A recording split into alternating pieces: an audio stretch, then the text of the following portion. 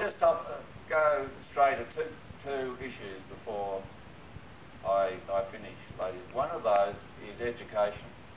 The public education system's been brought up here tonight, and Julia Gillard's gone to New York and found that a reporting system must be brought back so that we know the profile on all schools. Well, one of the things that will be found, somebody reminded me tonight here, that on the way that the funding of schools has gone under recent Liberal and Labor governments, public schools on average get $1.2 million shortchanged every year. And yet they have to have, you know, they take everybody and they give everybody the chance that we need in life if our own education is going to be, draw the best out of us and give us fulfilment. And we Greens are absolute sticklers for ensuring that the public education system gets back the fairness of funding and backing from the body politic that it should never have been deprived of, as it has been since the 1990s. That's the first thing. Second is pensioners.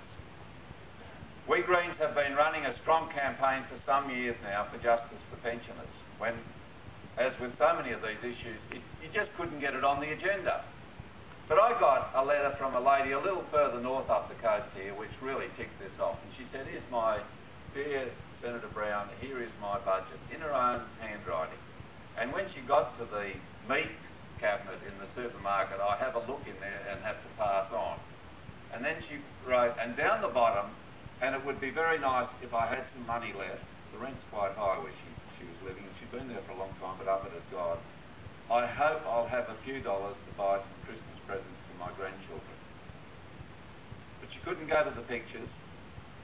She certainly can't travel to Sydney, let alone to London. And many of the pleasures in life are converted into a struggle. And that's because 1.2 million pensioners in this great country who have contributed to its greatness are living in the poverty realm. And politicians' wages have gone up 84% since Mr Howard was elected in 1996, but pensioners have gone up just level with the CPI. They haven't risen above that at all.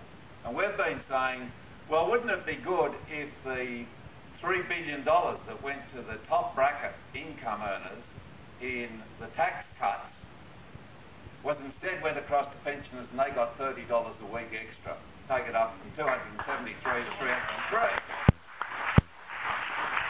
Well, said the journalist in Melbourne today, but Labor says that's too complicated. They'll have to have an inquiry. And I said, being a simple thinker, who had the inquiry into the needs of people on over 100 or 150 or 2,000 or $5 million to have a tax cut? Where was that inquiry? Yeah.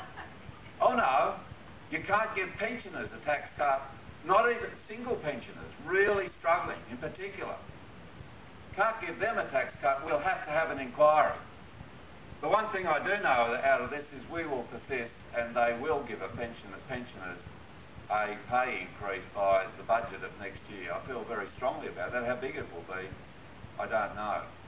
And finally, I just want to say, being in green politics is a great delight. It's very fulfilling. People have spoken about meeting George Bush today. Well, it's a highlight in your career when you run into some of the great thinkers of the world. And there you go. But it is a great privilege. And what a wonderful world we're in. And what a great place, what a great powerhouse for leading that world into that stable, assured future this country of Australia is. And what a great thing it is to be a Green, to be able to see the common sense in what we're saying about the future without the coal industry lined up at our door and taking up all our time. Now,